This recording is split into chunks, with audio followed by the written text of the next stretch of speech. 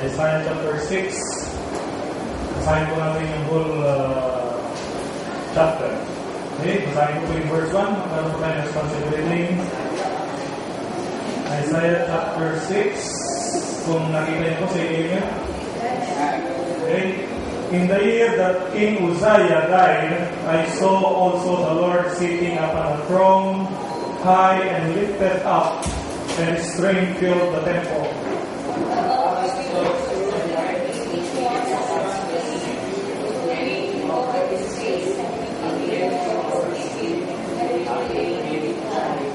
And one cried to another and said, Holy, holy, holy is the Lord of hosts, the whole earth is full of his glory.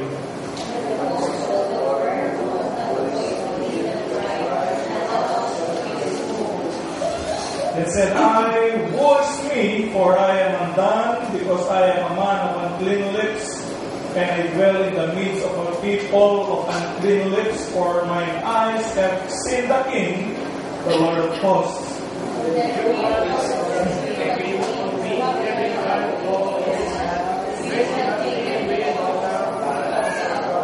And he laid it upon my mouth and said, Lo, this hath touched thy lips, and thy iniquity is taken away, and thy sin purged.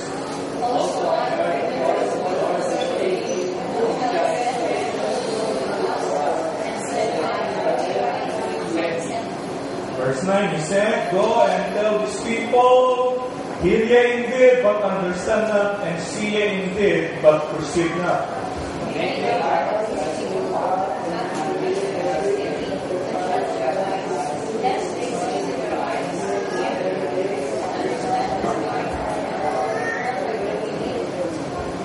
Then said I, Lord, how long? And he answered, until the cities be wasted without inhabitant, and the houses without man, and the land be utterly desolate.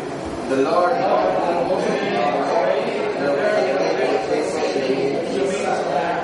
Last verse, but yet in it shall be a tent, and it shall return, and shall be eaten as a tale tree, and as an oak, whose substance is in them, when they cast their lips, so the holy seed shall be the substance thereof. Tayo po'y saglit na manalangin, dakilang Ama. Salamat po Panginoon sa inyong pagsalita. Salamat po Panginoon sa pribilehyo Panginoon na maaari kong pag-aaralan ng salita. Salamat po Panginoon sa pagkakataon Panginoon na pinagaling sa akin na pinagaling magpapuro, magpapashare kami sa inyo. Malaking ako ito Panginoon, ito po'y isang tanang hamon. Tawag rin ko Panginoon ng mga karumihan. Ito na rin Panginoon ng mga karumihan. Tulad Panginoon sa inyong harapan. Sabi mo sa Panginoon sa inyong krus, sa inyong tagal na turo. Ang mensahe, ito na ito Panginoon ng kalawag sa mga. Kaya may pinapalit ko ng kapalit. Salamat sa kanyang kagilang pangalan ng Panginoon Jesus. Amen.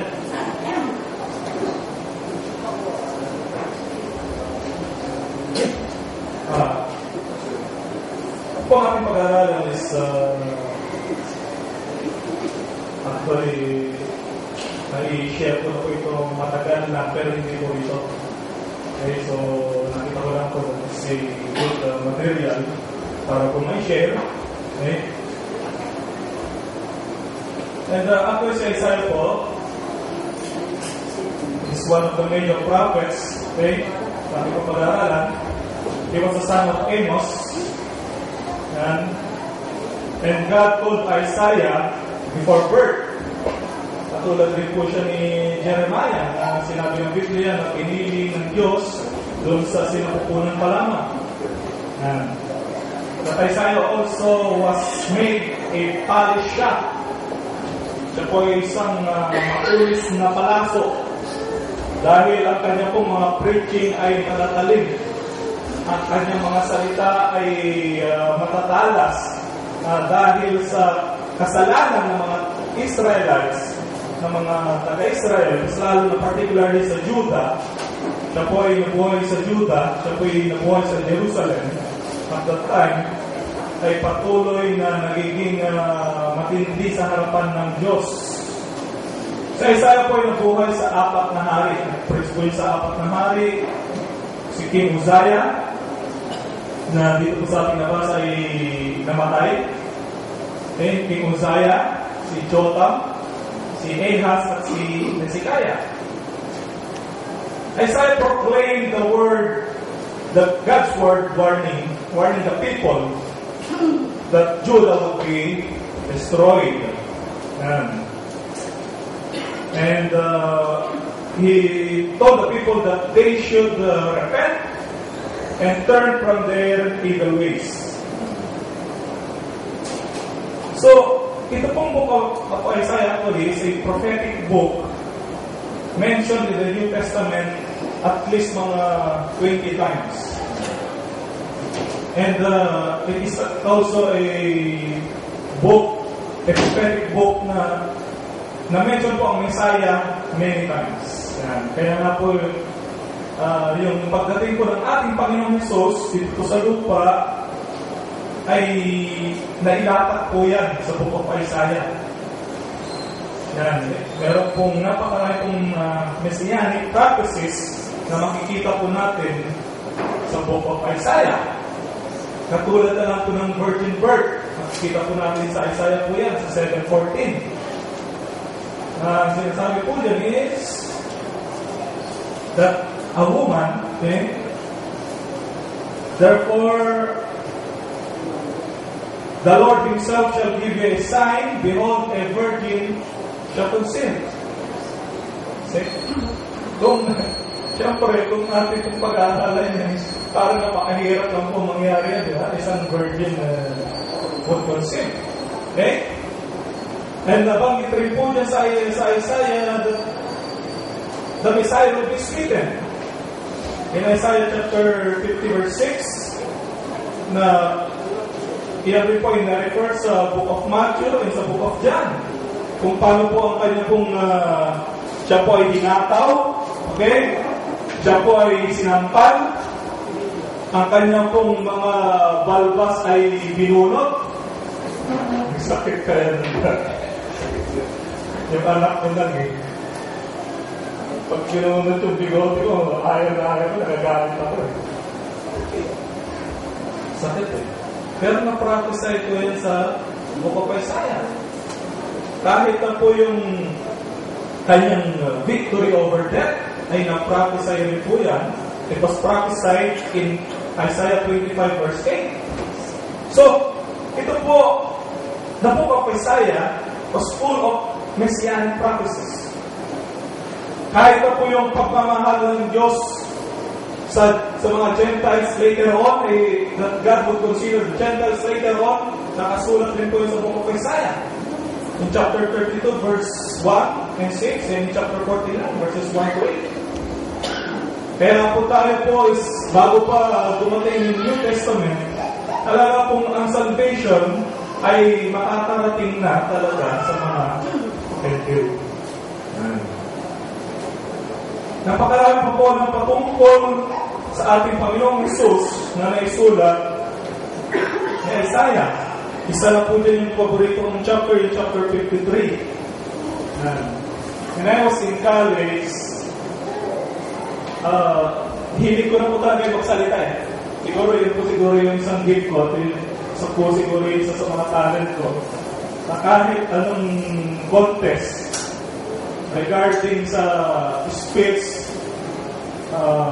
declamation, oration, lahat po yan sinasalihan ko And ito pong Isaiah 53 ay naging piece ko po na kung ako po ay nag-declaim. Gulat kayo, talent, nag-declaim pa na. Part po kasi yun ang subject ko namin ng English. Part po yung declamation, oration, lahat po yun, yung extemporaneous speech. And part po yun. And I used the Isaiah chapter 53 para as my piece sa declaration. And ano po? Hindi naman nila naintindihan Isaiah 53 pero at least I-share ko sa kanila. With feelings. Kasi ang declaration, i-deliver mo yan with feelings Sa laki ng boses ko, nagugulat sila.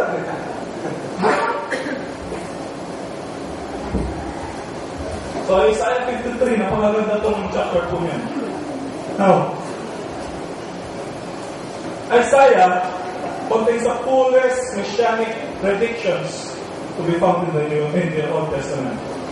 So Isaiah also testifies the suffering of Christ, okay, and the glory that should follow. Kaya po ang book of Isaiah in the Old Testament, it contains more material for salvation and atonement than any other Old Testament word. Kaya po yung Ethiopian eunuch nung sa Acts chapter 8, nung sinabi po ng Holy Spirit kay Philip na kailangan puntahan niya dahil itong Ethiopian eunuch, binabasa yung book of Isaiah in chapter 53, pero hindi niya maintindihan. Kaya sabi niya, except na mayroong magtuturo sa akin, except na may magpapaliwanag sa akin, nawako ko ng lupos. See? Ganun po kahalaga yung book of Isaiah sa New Testament in connection with salvation and atonement. So, Isaiah was born into an influential family. Siya po ay, ang kanyang pamilya ay member ng upper class family. He rubbed shoulders with the elite, with the royalty, and even gave advice concerning foreign affairs. And one of the instances in the Bible na nagalit ang Diyos when Judah ay nakipag-alliance po siya sa Egypt, ay nagalit po ang Diyos sapagkat at that time when they should have trust in the Lord, na dapat ay sila ay lumapit sa Diyos at sila ay humingi ng tulong sa Diyos, ay humingi po sila ng tulong sa Egypt. So, isa po yun sa sulat dito sa book of Isaiah. Isaiah warned them against foreign alliances. And he urged Judah to trust to the Lord. And ito pong mga tao at that time, talaga pong matitigas ang ulo. Ang mga tao at that time is, ang number one na sin nila is idolatry. Kaya nga po, na conquer ang Northern Kingdom, first ang Northern Kingdom, because of idolatry, na pinayagan ng Diyos dahil napaka-idolatrous na nila. Then yung Judah, which is, nandun po ang Jerusalem, the center of worship, the center of ng paglilingkod ng mga Israelites is na-expel po yun, pero not for long. Still, nanatiling kanila pagiging idolatrous, nanatiling kanilang hindi pagtitiwala sa Diyos. Kaya nangyari, ito po dahil sa aktigasin nila ng ulo, mababasa natin sa Biblia that they even told Isaiah not to teach or to prophesy to them good things. Bigyan niyo po yung Isaiah chapter 30. Nagalit na po ang Diyos dito sa kanila. In verse 9, sabi po verse 8, now go, write it before them in a table, and note it in a book, that it may be for the time to come forever and ever. That this is a rebellious people, okay, chapter 30, verse 9, lying children that will not hear the law of the Lord. Ganun po katigas yung mga ulo ng mga Israelites. And then, tignan niyo yung verse 10. Which say to the seers, ano po sinasabi nila? Sina. Yeah? And to the prophets, prophesy na. Huwag ka mag-prophesy sa amin. And to the prophets, prophesy not unto us right things. Hindi po ba mga loko-loko yung mga to? Speak unto us smooth things, prophesy deceit. They have this guts to tell the very man of God not to prophesy to them good things. They have this callous faith to tell the man of God to prophesy is it. Yung mga makakapal at may kalilangan po ang mukha, pwede magsabi na sa lingkod ng Diyos. Right. Diba? So, ganun po sila natindig. So, we also attack the social ills of that day. Not because he is a social reformer, pero nakikita niya po yung mga abuses that becomes the symptoms of the spiritual declension. Na bumababa na po yung spirituality ng mga tao dahil sa mga abuses. Kaya na po he attacked the social ills of that day. Para po yung mga panahon po natin ngayon, pero sa ibang paraan. Kaya sa panahon natin ngayon, meron din mga social reformists, kaya na po, mga sikat na mga sila, Karl Marx, yan, dito na lang sa atin mismo. Yung mga NPA, ganyan. Dahil, ang purpose naman nila is not to point these people to God, but to all selfish ambitions. For selfish purposes, ayun po yung purpose ng mga tao po ito. Pero si Isaiah, his purpose is that the people would turn back to God at sila po yung magsisisi sa kanilang mga kasalanan at sila po ay babalik sa Diyos. Now, Isaiah, after living most of his life in Jerusalem, okay, tradition says that Isaiah was martyred during the reign of Manasseh. Nakikita po natin si Manasseh.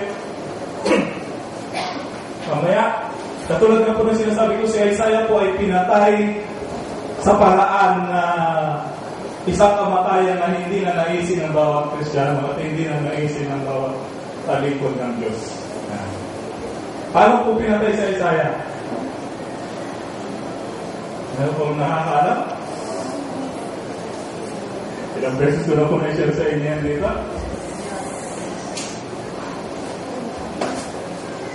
Si Isaiah po ay pinatay sa pamagitan ng paglagay sa kanya sa isang halolag at nilagari po sa gitna. So he was sown in two. And yan po ay sinulat ni Apostle Paul in Hebrew chapter 11 verse 37. So, at that time, may warning na po ang Diyos sa mga taga-Juda kasi na-conquer na po yung Northern Kingdom many years. Then,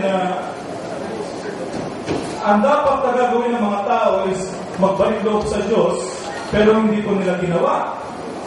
Sila po ay nanatili sa kanilang mga kasalanan at ang Juda po ay nasig lamang sa pamamagitan ni Hezekiah. Nang si Hezekiah po ay nag-rule, he instituted spiritual reforms. Okay? Kaya nga po, dahil doon, yung dapat ay mako-conquer ng Assyria, ang Juda ay hindi po nangyari dahil sa divine intervention. Ang nangyari lamang po ay during the reign of Manasseh na ang idolatrous practices ay well reinstated na pinayagan na po ng Diyos na sila ay sakupin, pero hindi na po ng Assyria, kundi ng Babylon. At mababasa po natin sa Biblia, the warning of God regarding po rito. At meron lamang po ako isang trivia ng ang pinakamahabang pangalan sa Bible na natatagpuan sa Isaiah. Maher Shalal Hashbaz in chapter 8 verse 3 and 4. Yan. Actually, naano po yan sa Huwag Subi ang Biblia na yan, nanalo ng 1 million doon. Ito yung tanong Sabi ko kung siguro Kristya, maaaring meron siyang knowledge regarding the Bible, kaya nasagot niya yung tanong. So, balik po tayo dito sa ating kong pinag-aaralan. Okay. chapter 6, verse 1.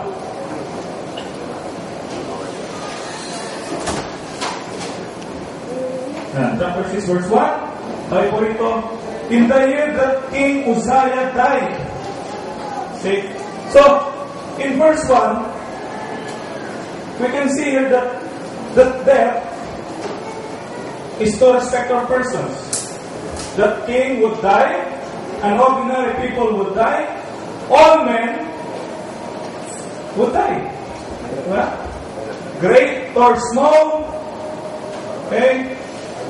Poor or rich, kings or servants would die. Katulad nga po ng sinasabi ni Brother Reggie kanina, in Hebrews chapter 9, as it is appointed unto man once to die. So, death is inevitable. Why? Because in Romans chapter 5 verse 12, as by one man, sin entered into the world, and death by sin.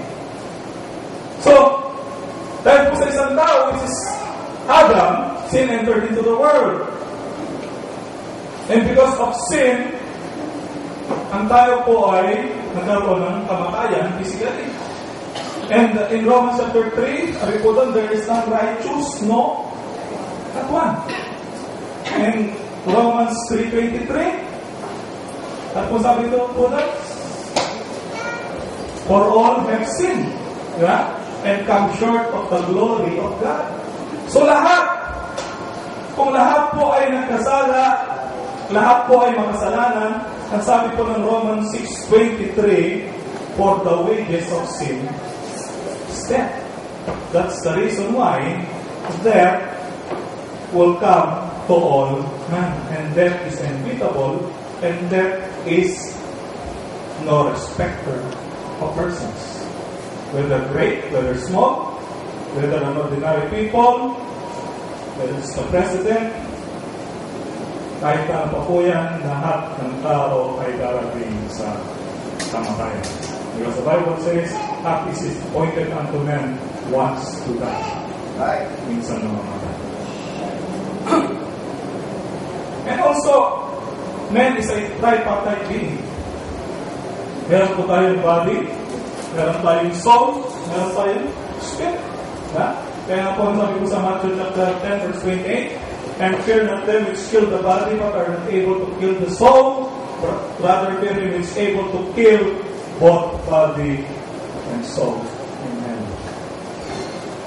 So, death is the best equalizer among men. Kaya po, hindi po natin pwedeng kaingitan yung mga tao na nakikita natin na nakakataas o may kayamanan, mas nakataanat po ito sa lupa, because we have one thing in common. Parehas po tayo mamamatay, at kung tayo po ay namatay, lahat po ng anuman ang meron tayo dito sa lupa ay may iwan natin. Right. Sabi, nag-uusap po kami ng misis ko, kasi sabi niya, meron naman para yung bagong magalang bubukas. Panibagong kita na naman yung gusto may-ari. Sabi ko, okay na naman. Kahit naman kumita siya ng kumita, wala rin naman. Right. Ani niya, kahit na matulog siya sa higaan niya, puro pera, ani niya. Kasi,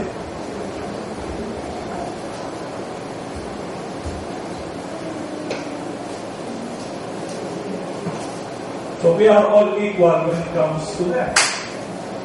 And in verse 1, in the year that King Uzziah died, I saw, tignan niyo po yan, I saw also the Lord sitting upon a throne, high and lifted up, and his train filled the temple.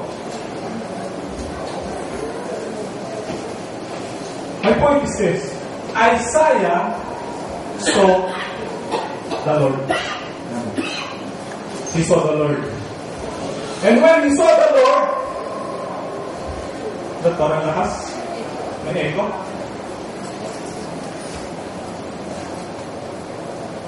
And when he saw the Lord was still sitting. The Lord was sitting on his throne.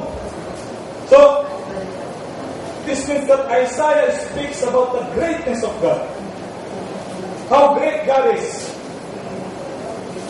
Isaiah saw a great God. Isaiah saw the all-powerful God. Isaiah saw the Lord of Lords and the King of Kings. Yeah. The all-powerful God. He was on his throne. Isaiah saw the omnipotent God. The omniscient God. The omnipresent God. It is not the God that we have, that the people have today. That's the reason why napakarami pong pagkakataon na yung balita ay nilamon nung patungkol doon sa CCP at yung pulo na exhibit because of blasphemy supposedly doon sa image that portraying their God. Okay? But what Isaiah saw is the great God. Is the living God. Not the God that blasphemed supposedly by Ideo Cruz. Hindi po yung Diyos na walang magawa, na nakapako pa rin hanggang sa ngayon. Hindi po yung imahe, hindi po yung may mata na hindi makakita, hindi po yung merong tenga na hindi makarinig, at merong bibig na hindi makapagsalita. Ang nakita po ni Isaiah isang Diyos na dakila, sitting on his throne. The creator of the universe. The one who contains the movement of the planets and the heavenly bodies. Yun po yung Diyos na may kapangyarihan. The one who can command the rain to drop and the wind to cease. Okay? Yun po yung Diyos na nakita ni Isaiah. The God who can feed the animals and sustain their lives. The God who knows even the number of our hairs. Kaya po ang Diyos, kahit po yung bilang na ating mga buhok, alam niyo po yan.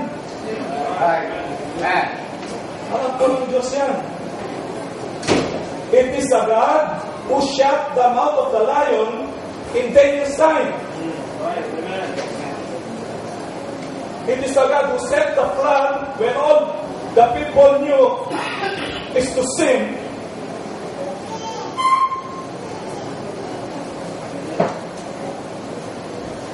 It is the God consumed by fire, the offering of Elijah. Doon po sa Mount Olivet.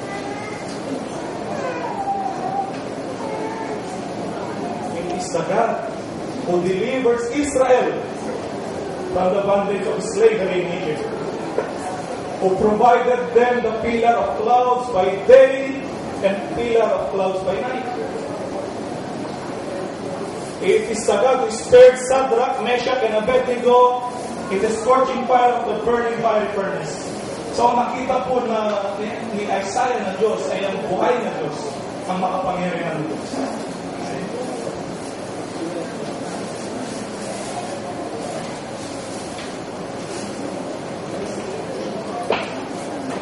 It is also the God that commanded the great fish, yung sabi ko kanina ni Brother Reggie, to swallow up Jonah. Nang si Jonah pa inutusan ng Diyos na mag-preach sa Nineveh, na hindi po siya sumunod. Instead, pumunta po siya ng Spain. At ang kanyang mga kasamahan ay doon sa barko ay nadamay dahil po sa kanyang pagkasuway sa utusan ng Diyos. So it is not the image that we have today. Hindi po yun yung imahe na meron po tayo ngayon na pinapaniwala ng mga tao na Diyos. Dahil hindi po yun yung image ni Mr. Hunter. Kailangan ito si Mr. Hunter, nakalimutan ko yung first name niya. Yung parang ng pangalan ni first name ni Mr. Hunter. Si Mr. Hunter po, yan po yung image na nakikita natin ngayon na sinasabi nila na image si Jesus Christ, yung mga nakapakot, yan po yung model. ginamit nila. So hindi po yun yung nakita ni Isaiah. Nakita po ni Isaiah ay isang buhay na Diyos. Nakaupo sa kanyang trono. Isang mga pangyarihang Diyos. Isang Diyos na hari ng mga hari. At isang Diyos na Panginoon ng mga Panginoon. Kaya po si Nehemiah, nung siya po ay nanalangin sa Diyos, ang sabi niya po sa Diyos, the great and terrible God. Kaya po nung si Daniel nanalangin sa Diyos, ang sinabi niya, ang ginagawa siya sa Diyos is the great and dreadful God. So it is the God that redeemed us from death and suffering. It is the God that redeemed us from our sins. So Isaiah saw that. And then, okay, yan po natin in verse 5. After Isaiah saw God, verse 5, basahin na po natin. And then said I, who is me, for I am done. After Isaiah saw God, he saw himself. So first, Isaiah saw God. Then second, he saw himself. At kung nakita niya po yung kadakilaan ng Diyos, nakita naman po ni Isaiah ang kanyang pagiging makasalanan. That's the reason why ang response ni Isaiah is, who is me? Okay? Who is me? For I am undone. Isaiah is conscious of his sinfulness. When Isaiah saw the greatness of God, he saw also his sinful condition. I am undone. I am a man of unclean lips. See? So every time we saw the greatness of God, wala po tayo ibang magagawa kundi makita rin po ang ating mga sarili kung gaano po tayo kahumi sa harapan ng Diyos. Kung gaano po tayo makasalanan sa harapan ng Diyos. Kaya nga po, wala po tayong karapatan na manalangin sa harapan ng Diyos na parang tayo ay napaka-confident sa pagharap sa Diyos. Right? Katulad po ng Pharisee, kayo nanalangin, napakayapa. Ako nagtatights ako. Nagbibigay ako ng tulong sa mga may hirap. Okay? Nagtatights ako. Hindi ako tulad ng publikano na to. Ito, manloloko. Mandarambong.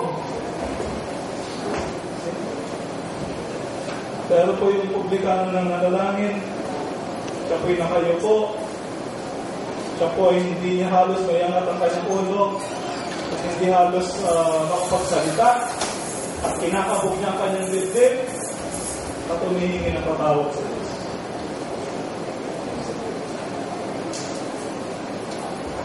Woe, ano po bang ibig sabihin ng woe? Woe is the antonym of blessed. It means grief, regret, or distress. Woe is a condition of deep suffering from misfortune. Yan. Isaiah saw that. And then he saw himself. He saw himself as undone before the Lord. He saw himself as having an unclean lips. He saw himself as a sinner before God. Adam also saw himself. Kaya po nung sa Genesis, in chapter 3, when God was calling Adam, he hid himself among the tree. Siya po ay nagtago sa mga puno because at that time, si Adam po ay nahulog na sa kasalanan at nakita niya ng kanyang sarili. So he was naked. And he hid himself among the trees of the garden. He saw his sinful condition. And God told Adam, ano po yung the very first question that God has ever asked of a man? Ano po yung question po na yun? Where art thou? The very first question that God has ever asked of a man. Where art thou? It is not because na hindi alam ng Diyos kung nasan si Adam. Alalahan ko natin na sinabi ko kanina that God is an all-knowing God, that God is an all-powerful God, that God isa po sa kanya kung attributes is siya po ay omnipresent. He is present everywhere. Now Adam hid himself because he saw himself. He saw himself as a sinner.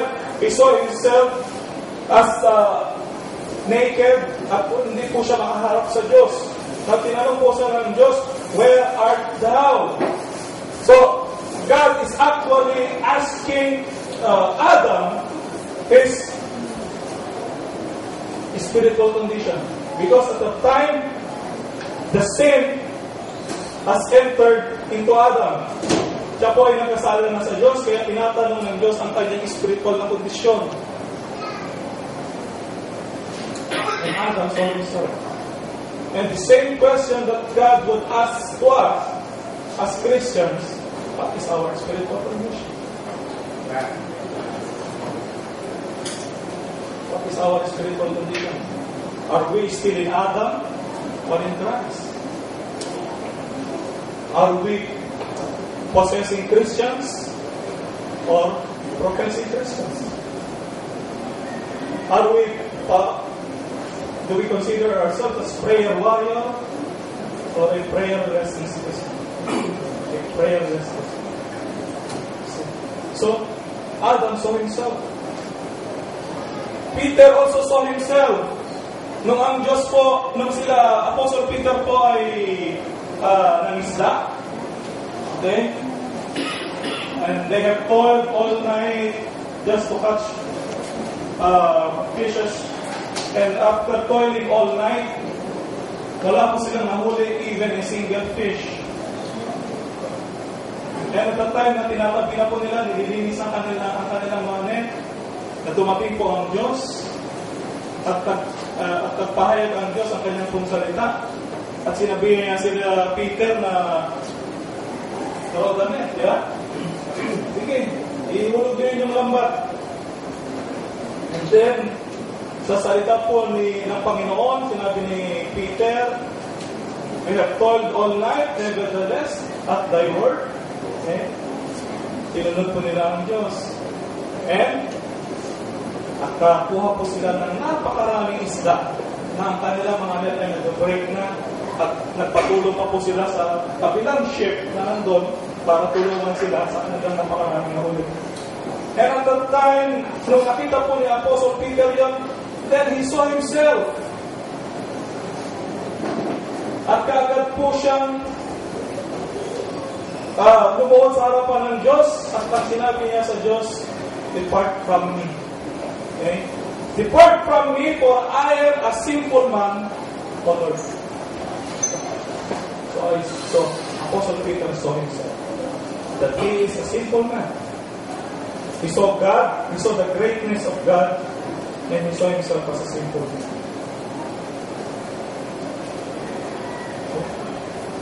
Job also saw himself. Kung alam po natin yung story ni Job, mag-share po na rin po yan dito. Inahangaan po natin si Job. Totoo po yun. Napakatapat niya sa Diyos, napakatapila niya, napaka-faithful niya. Siya ay naglilingkod sa Diyos, nag-aalay sa Diyos. Pero, pagbasahin niyo po yung chapter 3, when Satan attacked him of his possession, and God allowed Satan to attack Job, doon po sa kanyang mga possession, naging faithful pa rin po si Job at nakuha niya pa rin po nasabihin na blessed be the name of the Lord. Now when Satan attacked Job with a loathsome disease, and pati po yung asawa ni Job ay umalis sa kanya, tatandaan po natin na hindi lamang po yung possession ni Job, hindi lamang po yung kanyang mga anak, yung kanyang mga ari-arian, lahat po yun nawala. And second, nakita ni Satan na hindi niya mamove si Job sa kanyang mga possession. Ginawa niya, tinira niya si Job sa pamamagitan ng sakit. At nung nagkaroon na ng sakit si Job na hindi maipaliwanag, at ako pong gabari, ayaw ko rin sabihin sa inyo kung anong klaseng sakit yun, mamaya hindi kayo makakain ng tanghali. Okay? Pero yan po ay sakit talagang nakakadiri, na kahit ang asawa niya ay ayaw na siyang tignan, at kahit ang asawa niya ay lumayas na, umalis na sa kanya. Kaya po si Job, after weeks of meditation, after weeks na pinag-isipan niya, wala nangyari sa kanya, and in chapter 3, Job began to question God. Why? Bakit pa ako may panganak? Dapat yung kanya na panganak ako, hindi na sumikat yung araw. Ito yung mga sinasabi ng Job. Now we long for the day of his death. And then, when God reveals Himself to Job, na naipaliwanag ng Diyos, actually, ang Diyos hindi po sinagot si Job ng direkta sa kanyang mga tanong. Ang ginawa ng Diyos ay pinakita niya ang kanyang kapangyarihan. Pinakita po ng Diyos kung paano niya pinapagalaw ang universe, kung paano ang isno ay nagaganap, nagkakaroon ng isno, kung paano ang mga ibon ay kumakain, kung paano ang weather ay pabago-bago. Pinakita lahat ng Diyos kay Job yun. Okay? Nasaan ka ba, Job? Nung ginagawa ko ang mundo, nung nilalagay ko yung mga pundasyon ng mundong ito. Nasaan ka ba, Job? Nung aking nilagay ang mga star, moon, nasaan ka ba? So, doon nang na-realize si Job kung gaano siya kababa sa harapan ng Diyos para questionin ang Diyos. Doon na po nakita ni Job kung gaano ang kanyang pagiging mapagtanong sa Diyos, samantalang ang kanyang kalagayan ay napakaliit kumpara sa mga bagay na ginagawa ng Diyos. So when Job saw himself, Job confessed that he had spoken about things he did not understand.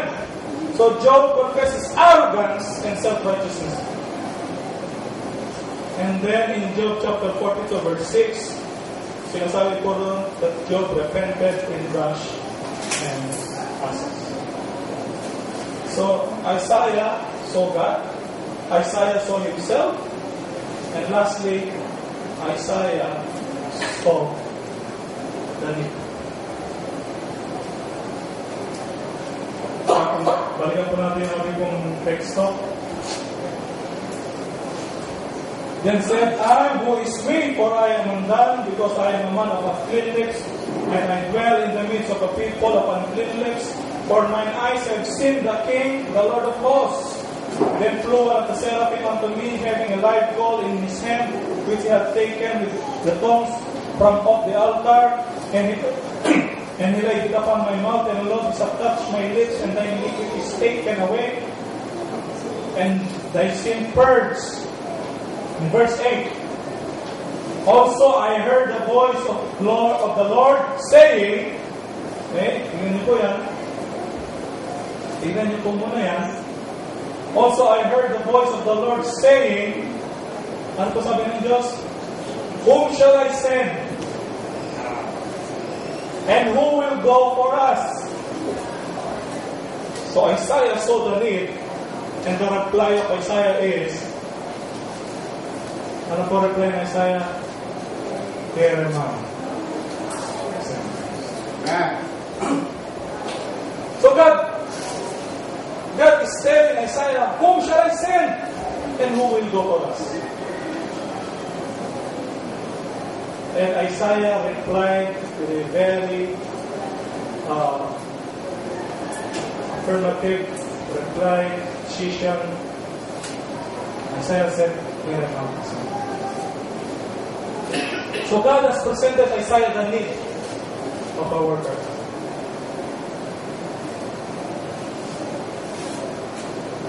So, if God would present to us the same question, then what would be our response? Can we be like Isaiah? Do we have the response like Isaiah had? And if we will continue to read the chapter, mababasa po natin yun, the command of God is to go. To go. Yan po ang command ng Diyos.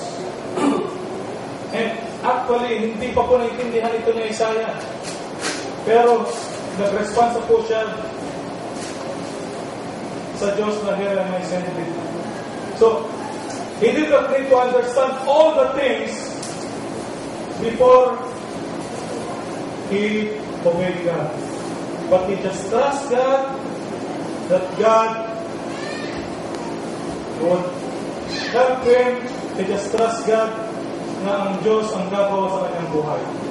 And he said, and he replied, here am I sent.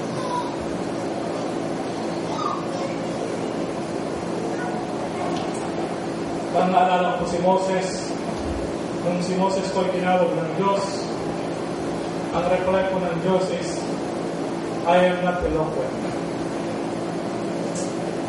Si Jeremiah po ay tinawag ng Diyos, ang reply po ni Jeremiah is, I am but a child. But the reply of Isaiah, dun po sa tanong ng Diyos, when he saw God, he saw himself, he saw the need, here am I sent. Have we seen God in our lives?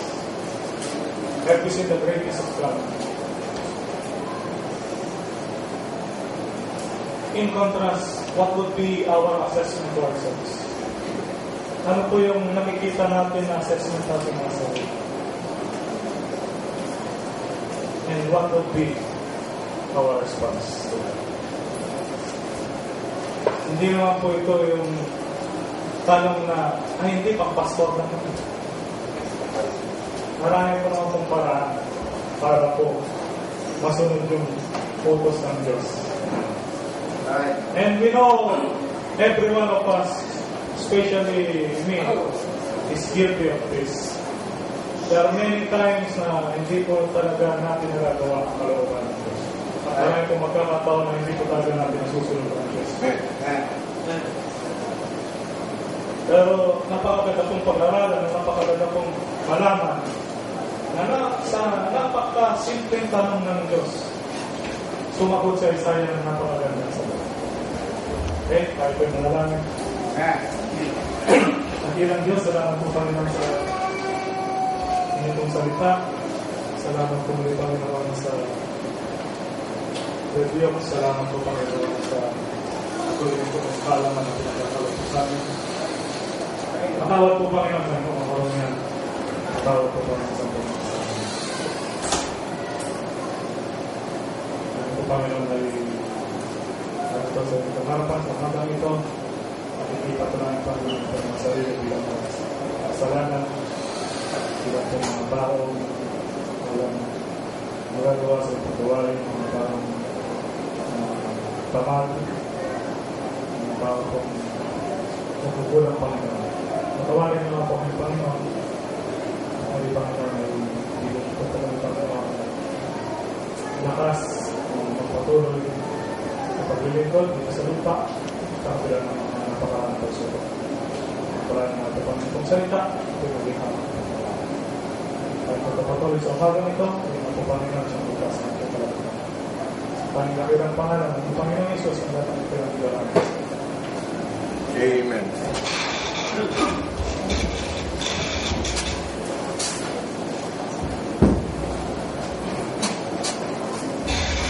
Yes, and I'm brother.